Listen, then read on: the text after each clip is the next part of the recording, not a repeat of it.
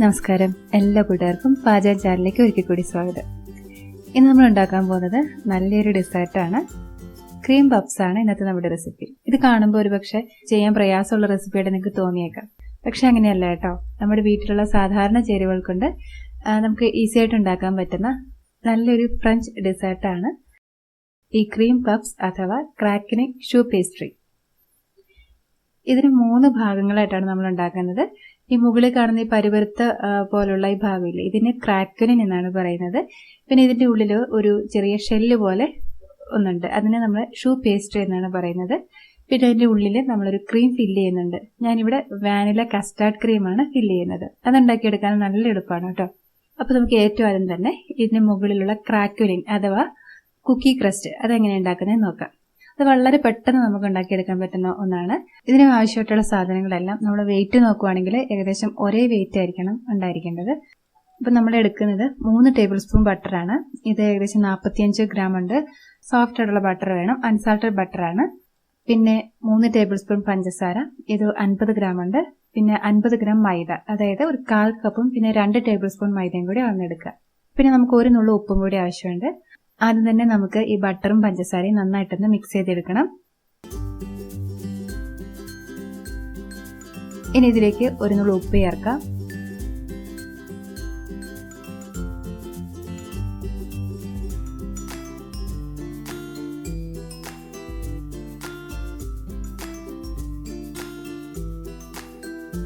ഇനി നമുക്ക് ഇതിലേക്ക് മൈദയും കൂടി ചേർത്ത് കൊടുക്കാം.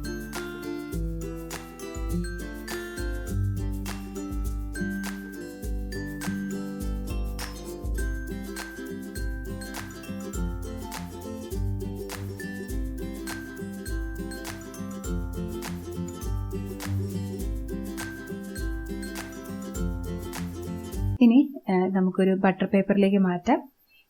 എന്നിട്ട് നമുക്കൊന്ന് പരത്തിയെടുക്കണം. നന്നായിട്ട് കനം കുറച്ച് വേണം പരത്താൻ. ഒരു 1/4 സെന്റിമീറ്റർ കനത്തിൽ നമുക്കിത് പരത്തിയെടുക്കാം. ഇനി നമുക്ക് നമ്മുടെ ബാക്കി കാര്യങ്ങളൊക്കെ ചെയ്യുന്നത് വരെ ഇത് നമുക്ക് ഫ്രീസറിലേക്ക് എടുത്തു വെക്കാം. ഫ്രീസറിൽ തന്നെ വെക്കണം കേട്ടോ. ഇനി നമുക്ക് ഷൂ പേസ്ട്രി അതെങ്ങനെയാണ് ഉണ്ടാക്കുന്നത് നോക്കാം. അതിനായിട്ട് നമുക്ക് ആവശ്യമുള്ളത് ലൂസായിട്ട് അളന്നെടുത്ത 1/2 കപ്പ് മൈദ, 1/4 കപ്പ് ബട്ടർ, 1/2 കപ്പ് വെള്ളം, 3 മുട്ട. ഈ 3 എണ്ണവും നമുക്ക് ആവശ്യം വരില്ല, 2 മുട്ട വേണം. പിന്നെ ആവശ്യമെങ്കിൽ 1 മുട്ടയുടെ കുറച്ച് ഭാഗം കൂടി നമുക്ക് ചേർത്ത് കൊടുക്കേണ്ടി വരും. പിന്നെ 1/4 ടീസ്പൂൺ ഉപ്പ്.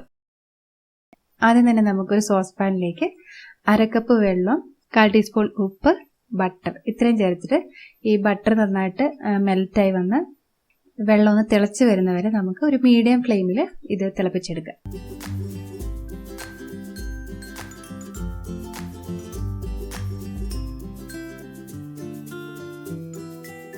ഇപ്പോൾ നന്നായിട്ട് തിള വന്ന് തുടങ്ങിയിട്ടുണ്ട്. ഇനി നമുക്ക് തീ നന്നായിട്ട് കുറച്ച് വെക്കണം.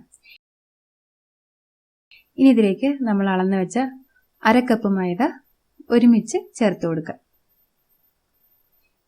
ഇനി ഇത് നമുക്ക് ഈ കുറഞ്ഞ തീയിൽ തന്നെ നല്ല സോഫ്റ്റായി വരുന്നത് വരെ ഇളക്കി കൊടുത്തുകൊണ്ടിരിക്കുക. ഒരു 1-2 മിനിറ്റിനുള്ളിൽ ഇത് നമുക്ക് നല്ലൊരു സോഫ്റ്റ് ബോൾ പോലെ ഇങ്ങനെ നല്ല ഒട്ടും ഡ്രൈ അല്ലാതെ നമുക്കിത് ഈ പാത്രത്തിൽ നിന്ന് വിട്ടു വരുന്നതായിട്ട് കാണാൻ പറ്റും. ഇത് നമ്മൾ ഓവറായിട്ട് കുക്ക് ചെയ്യരുത്. ഈ ഒരു സമയമാകുമ്പോഴേക്കും നമുക്ക് ഇത് വേറൊരു വലിയ ബൗളിലേക്ക് മാറ്റാം.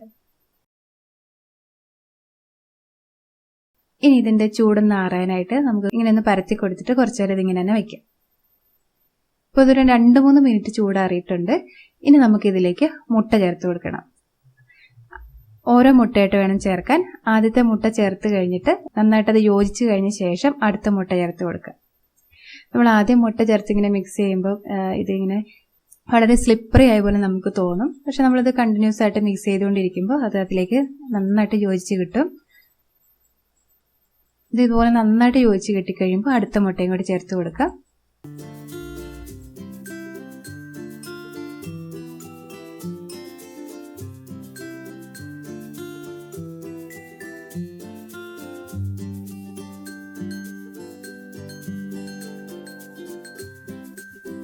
ഇപ്പം നമ്മൾ ചേർത്ത 2ാമത്തെ മുട്ട ഇതിലേക്ക് നന്നായിട്ട് യോജിച്ച് കഴിഞ്ഞു. ഈ മാവ് കൂടുതൽ ടൈറ്റ് ആയി പോകാൻ പാടില്ല.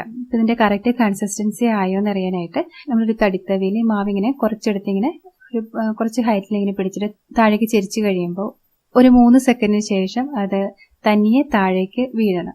പക്ഷെ ഇത് നമുക്ക് കാണാൻ പറ്റും ഇത് അങ്ങനെ ആയിട്ടില്ല, കൂടുതൽ ടൈറ്റ് ആണ്. അപ്പോൾ ഇത് ഒന്നുകൂടി ഒന്ന് ലൂസാക്കി എടുക്കണം. അപ്പോൾ നമുക്ക് കുറച്ച് മുട്ട ചേർത്ത് കൊടുക്കാം. ഒരു മുട്ട മുഴുവനായിട്ട് ചേർത്താൽ മാവ് കൂടുതൽ ലൂസായി പോകും. അപ്പോൾ അങ്ങനെ ആകാതിരിക്കാനായിട്ട് നമുക്ക് കുറേശ്ശായിട്ട് വേണം മുട്ട ചേർത്ത് കൊടുക്കാൻ. മാവ് കൂടുതൽ ലൂസായാൽ നമ്മൾ ഉണ്ടാക്കുന്ന ഷെല്ല് ബേക്ക് ചെയ്ത് പുറത്തെടുത്ത് കഴിയുമ്പോൾ അത് ചുങ്ങി പോകാനുള്ള ചാൻസ് ഉണ്ട്.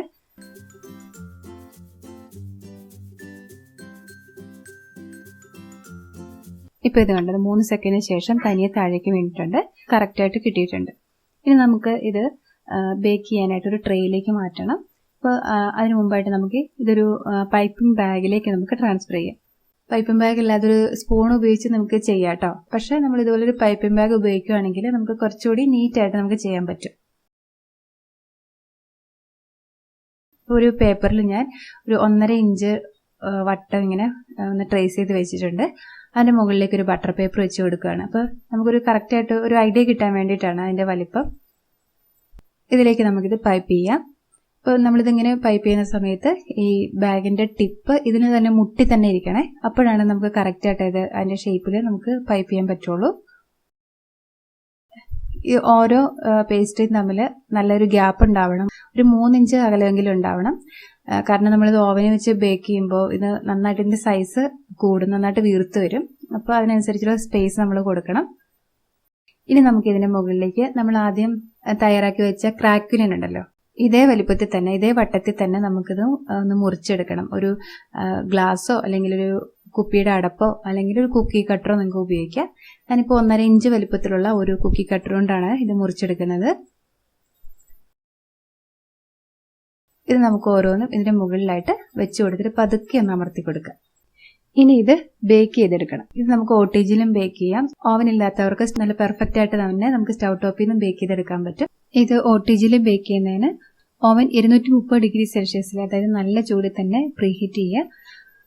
ട്രേ അതിൻ്റെ ഉള്ളിൽ വെച്ച ശേഷം ചൂട് കുറച്ച് 180 ഡിഗ്രി സെൽഷ്യസിൽ 35 തൊട്ട് 40 മിനിറ്റ് വരെ ബേക്ക് ചെയ്യുക. സ്റ്റൗ ടോപ്പ് ബേക്ക് ചെയ്യുന്നതിന് നല്ല ചൂടോട്ടുള്ള പാത്രം ഹൈ ഫ്ലെയിമിൽ 10 മിനിറ്റ് ചൂടാക്കുക. അതിനുശേഷം ട്രേ അതിൻ്റെ ഉള്ളിൽ വെച്ചിട്ട് ആദ്യത്തെ 10 മിനിറ്റ് നല്ല ചൂട് തന്നെ ബേക്ക് ചെയ്യുക.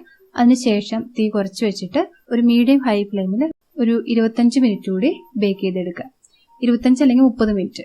ടോട്ടലായിട്ടുള്ള ബേക്കിംഗ് ടൈം 35 തൊട്ട് 40 മിനിറ്റ് വരെയാണ്. ആദ്യത്തെ ഒരു 30 മിനിറ്റോളം ഓവൻ ഇടയ്ക്ക് വെച്ച് തുറന്ന് നോക്കരുത്, അങ്ങനെ ടെമ്പറേച്ചർ വ്യത്യാസം വരും. പിന്നെ ഇത് കറക്റ്റായിട്ട് ബേക്കായി വന്നില്ലെങ്കിൽ പുറത്തെടുത്ത് കഴിയുമ്പോഴേക്കും അത് ചുങ്ങിപ്പോകും. പിന്നെ മാത്രമല്ല നമുക്ക് ഈ ബേക്കിംഗ് പേപ്പറിൽ നിന്നും അത് എടുക്കാൻ പ്രയാസം ഉണ്ടാവും, അതിൽ ഒട്ടിപ്പിടിച്ചിരിക്കുന്ന പോലെ നമുക്ക് തോന്നും. അങ്ങനെ തോന്നുവാണെങ്കിൽ ഒരല്പം ഒരു 1-2 മിനിറ്റ് കൂടി വീണ്ടും ഒന്നുകൂടി ബേക്ക് ചെയ്തെടുക്കുക. ഇത് OTGയിൽ ബേക്ക് ചെയ്തതാണ്, ഇത് സ്റ്റൗ ടോപ്പിൽ ചെയ്തത്. നമ്മളിങ്ങനെ ഇതിന്റെ ക്രാക്കുലിൻ ഇതിന്റെ മുകളിൽ ഇങ്ങനെ വെച്ചത് കൊടുത്തുകൊണ്ടാണ് ഇതിന് ഇതേപോലെ ഒരു ഷേപ്പ് വന്നിരിക്കുന്നത്. ഇതില്ലാതെ നമുക്ക് ബേക്ക് ചെയ്യാം, പക്ഷെ അങ്ങനെ ബേക്ക് ചെയ്യുമ്പോൾ ഇതിന്റെ മുകളിൽ കുറച്ച് ക്രാക്സ് ഒക്കെ ഉണ്ടാവും. പിന്നെ ഇതേപോലെ ഒരു ഉരുണ്ട ഷേപ്പ് ഒന്നും നമുക്ക് കിട്ടില്ല. ഇത് നല്ല ക്രിസ്പിയാണ്, ഇതിന്റെ പുറംഭാഗം നല്ല ക്രിസ്പി ആയിട്ടിരിക്കും. ഉള്ളിൽ കണ്ട ഇതുപോലെ പൊള്ളയായിട്ടുള്ള ഒരു ഷെല്ലാണ്. ഇനി ഇതിന്റെ ഉള്ളിലാണ് നമ്മൾ ക്രീം ഫില്ല് ചെയ്യാൻ പോകുന്നത്. നമുക്കിതിന് ഇഷ്ടമുള്ള ഫില്ലിങ് കൊടുക്കാം. ഞാനിപ്പോൾ ഇവിടെ ചെയ്യുന്നത് വാനില കസ്റ്റാർഡ് ക്രീമാണ്. അതിനായിട്ട് നമുക്ക് ആവശ്യമുള്ളത് 3 മുട്ട, അതിൻ്റെ ഉണ്ണി മാത്രമേ നമുക്ക് ആവശ്യമുള്ളൂ. പിന്നെ 5 ടേബിൾ സ്പൂൺ പഞ്ചസാര, 2 ടേബിൾ സ്പൂൺ കോൺഫ്ലവർ, 1 കപ്പ് പാല്, അതായത് 250 മില്ലി പാല്, 1 ടീസ്പൂൺ വാനില എസൻസ്, പിന്നെ 1 ടേബിൾ സ്പൂൺ ബട്ടർ, 1 നുള്ള് ഉപ്പ്. ആദ്യം തന്നെ ഒരു സോസ് പാനിലേക്ക് ഈ പാൽ ഒഴിച്ചു കൊടുത്ത് ഒന്ന് ചൂടാക്കി എടുക്കണം. ഒരുവിധം നന്നായിട്ട് ചൂടായി വന്നാൽ മാത്രം മതി. അതിൻ്റെ സൈഡിൽ ഇതുപോലെ ബബിൾസ് വന്ന് തുടങ്ങുന്ന സമയത്ത് നമുക്ക് ഫ്ലെയിം ഓഫ് ചെയ്യാം.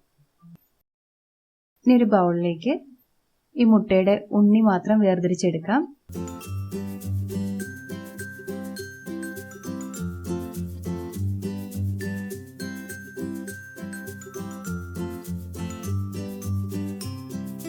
ഇതിലേക്ക് പഞ്ചസാര ചേർത്ത് കൊടുത്ത് നന്നായിട്ട് ക്രീമായി വരുന്നവരെ നന്നായിട്ട് ബീറ്റ് ചെയ്ത് കൊടുക്കുക. ഇനി ഇതിലേക്ക് കോൺഫ്ലവർ ചേർത്ത് കൊടുക്കാം, വാനില എസൻസ് ചേർക്കാം. ഇനി നമുക്ക് ഇതൊന്ന് കുറുക്കിയെടുക്കണം. അപ്പോൾ നമ്മൾ ഇതേപോലെ തന്നെ നമ്മൾ അടുപ്പിൽ കുറുക്കാനായിട്ട് ചൂടാക്കിയാൽ ഈ മുട്ടയൊക്കെ പിരിഞ്ഞു പോകും. അങ്ങനെ ഉണ്ടാകാതിരിക്കാനായിട്ട് നമ്മളിപ്പോൾ ചൂടാക്കി വെച്ചിരിക്കുന്ന പാലില്ലേ, അത് ഇതിലേക്ക് കുറേശ്ശെയായിട്ട് ചേർത്ത് കൊടുക്കുക. അപ്പോൾ ഈ മിക്സിന്റെ ടെമ്പറേച്ചർ കൂടി വരും. ഇങ്ങനെ ഇത് പതുക്കെ പതുക്കെ ചൂടാക്കി എടുക്കുന്നതിന് ടെമ്പറിംഗ് എന്നാണ് പറയുന്നത്. ഇനി ഈ മിക്സ് നമുക്ക് ഈ സോസ് പാനിലേക്ക് തന്നെ ഒഴിച്ചു കൊടുക്കാം. ഇനി ഇത് ലോ ഫ്ലെയിമിൽ ഇത് നന്നായിട്ട് കുറുകി വരുന്നത് വരെ നന്നായിട്ട് ഇളക്കി കൊടുത്തുകൊണ്ട് ചൂടാക്കി എടുക്കുക. ഇപ്പൊ ഇതുകൊണ്ട് നന്നായിട്ട് തിക്കായി വരുന്നുണ്ട്.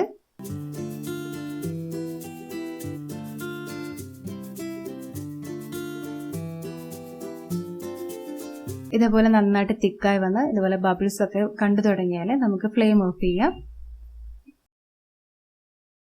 ഇനി ഇതിലേക്ക് ബട്ടർ ചേർത്ത് കൊടുക്കാം. 1 ടേബിൾ സ്പൂൺ കണ്ടൻസ്ഡ് മിൽക്ക് ചേർത്ത് കൊടുക്കാം. ഇത് ഓപ്ഷനിലാണ് കേട്ടോ. 1 നുള്ള ഉപ്പ് കൂടി ചേർത്ത് കൊടുക്കാം. ഇനി നമുക്കിത് നന്നായിട്ട് ചൂടാറിയ ശേഷം വേണം നമ്മുടെ ഷൂ പേസ്ട്രിയിലേക്ക് ഫില്ല് ചെയ്യാൻ. അപ്പോൾ ഇത് ചൂടാറാനായിട്ട് നമുക്ക് വേറൊരു ബൗളിലേക്ക് ഇത് മാറ്റാം. എന്നിട്ട് ഇതൊന്ന് കുറച്ചൊന്ന് ചൂടാറി കഴിയുമ്പോൾ ഇതുപോലെ ഒന്ന് കവർ ചെയ്ത് കൊടുക്കണം. അല്ലെങ്കിൽ ഇത് തുറന്നു വെച്ച് തണുപ്പിച്ചാൽ ഇതിന്റെ മുകൾ ഭാഗം അല്ലാതെ അങ്ങ് ഡ്രൈ ആയി പോകും.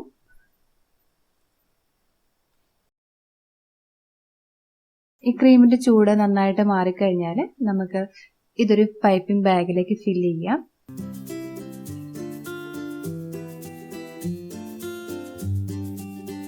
എന്നിട്ട് ഓരോ ഷൂ പേസ്ട്രിയുടെയും അടിഭാഗത്ത് ചെറുതായിട്ടൊരു ഹോൾ ഉണ്ടാക്കാം.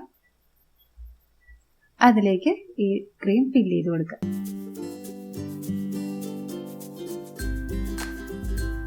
അപ്പോൾ ഇത്രയേ ഉള്ളൂ. നമ്മുടെ ക്രാക്കിലിംഗ് ഷൂ പേസ്ട്രി ഇവിടെ റെഡി ആയിരിക്കുകയാണ്. നിങ്ങൾ ഈ പറഞ്ഞിരിക്കുന്ന റെസിപ്പി ഇതേപോലെ തന്നെ ഫോളോ ചെയ്യുകയാണെങ്കിൽ നിങ്ങളുടെ ഫസ്റ്റ് ട്രയലിൽ തന്നെ നിങ്ങൾക്കിത് പെർഫെക്റ്റ് ആയിട്ട് കിട്ടും. അപ്പോൾ നിങ്ങൾക്ക് എന്തെങ്കിലും സംശയമൊക്കെ ഉണ്ടെങ്കിൽ താഴെ കമന്റ് ബോക്സിൽ ചോദിച്ചാൽ മതി. അപ്പോൾ തീർച്ചയായിട്ടും നിങ്ങൾ ഇത് ട്രൈ ചെയ്തിട്ടില്ലെങ്കിൽ ഒരു തവണയെങ്കിലും ഒന്ന് ഉണ്ടാക്കി നോക്കുക. തീർച്ചയായിട്ടും ഇഷ്ടമാകും. വീണ്ടും വീണ്ടും നിങ്ങൾക്ക് ഉണ്ടാക്കാൻ തോന്നുകയും ചെയ്യും. മക്കൾക്കൊക്കെ ഒത്തിരി ഇഷ്ടമാകും. അപ്പോൾ തീർച്ചയായിട്ടും നിങ്ങൾ ചെയ്ത് നോക്കിയിട്ട് നിങ്ങളുടെ കമൻസ് അറിയിക്കുക.